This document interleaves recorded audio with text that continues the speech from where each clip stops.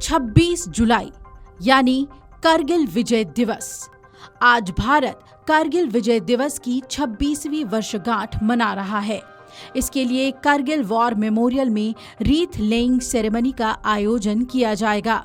इस कार्यक्रम में Indian army chief general Upendra Dwivedi मौजूद होंगे। यहां सुबह 8 बजे रीथ लेइंग सेरेमनी शुरू हुई।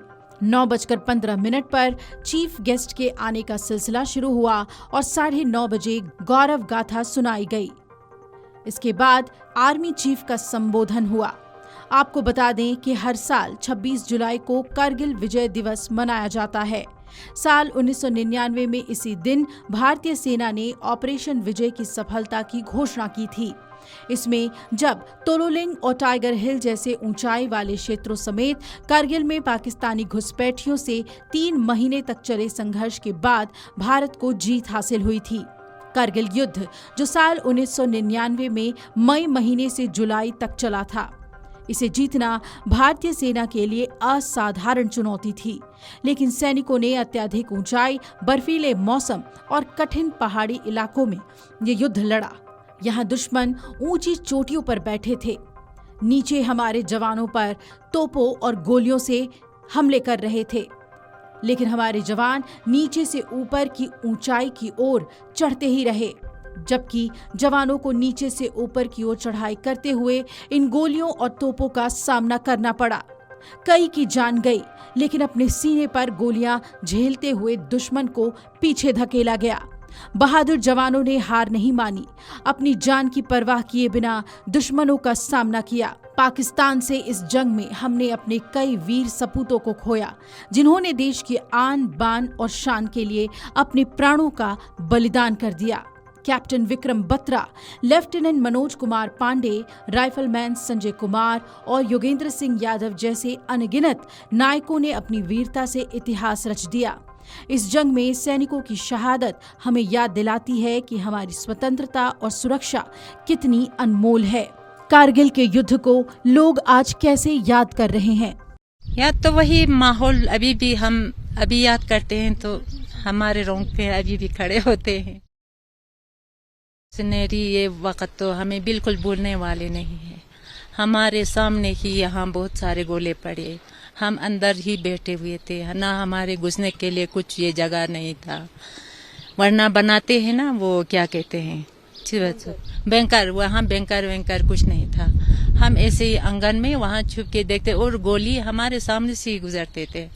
कभी यहाँ फटता था, कभी वहाँ उस में वहाँ, कभी वहाँ, हर जगह फटते थे गोले। हाँ देखे यहाँ से गोले वहीं हमारे आंगन के उस साइड में आ गए।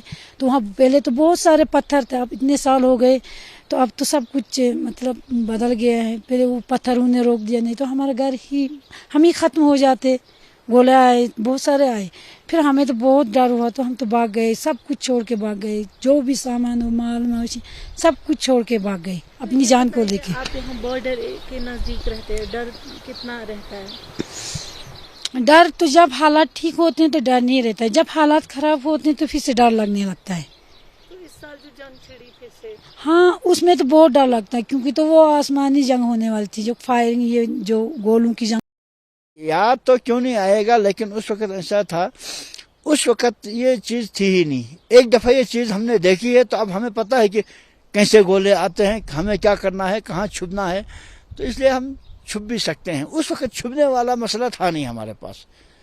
तो इतने साल हो गए, क्या तब्दीली आपको लगता है उस दौर से अब तक आई है? जंग के बाद 99 की जंग के बाद डेवलपमेंट हो गई। बनी थी ये 99 में बनी थी, जब इधर पाकिस्तान जब यहाँ आया था इस चोटी में, जब टाइगर हिल और तोलोलिंग के चोटियों पर, तो उस वक्त ये हाईवे पर उनकी वो थे, मतलब उसको टारगेट बना रहे थे पाकिस्तान।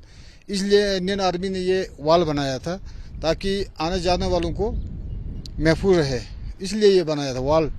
99 में बनाया था। तो वो क्या करता था, यहाँ पे जब भी आर्मी का कन्वॉय निकलता था, सीधा आर्मी की कन्वॉय पे ही अटैक करता था।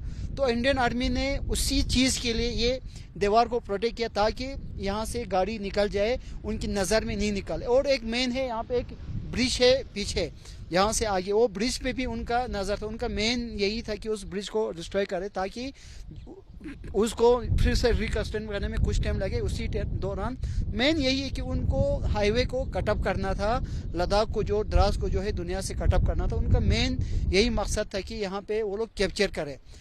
टाइगर हिल पे वो लोग बैठा, तोलोलिंग पे बैठा, लेकिन इंडियन आर्मी ने बहुत ज़बरदस्त जंग लड़ा। यहाँ पे हमने खुद यहाँ पे अपने आंखों से देखा। देश को नाज है हमारे शहीद वीर सपूतों पर, भारतीय सेना पर। देश आज उन्हें नमन करता है। Video desk amarujala.com। अगर आप ये वीडियो YouTube पर देख रहे हैं तो हमारे चैनल को सब्सक्राइब कर बेल आइकन दबाएं और Facebook पर देख रहे हैं तो हमारे पेज को लाइक करें।